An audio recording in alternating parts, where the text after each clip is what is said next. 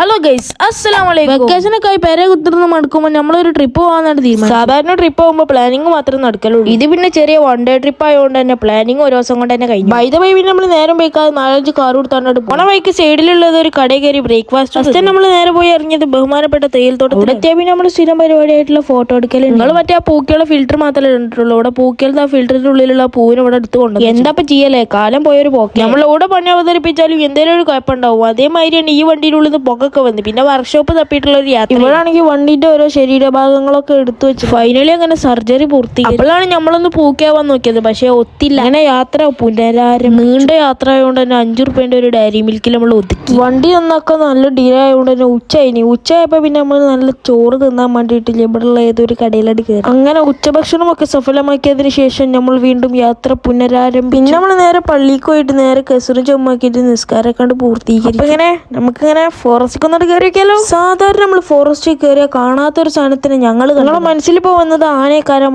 ആനൊന്നും അല്ല, അതിലും വലിയ ഡേഞ്ചറസ് ആന.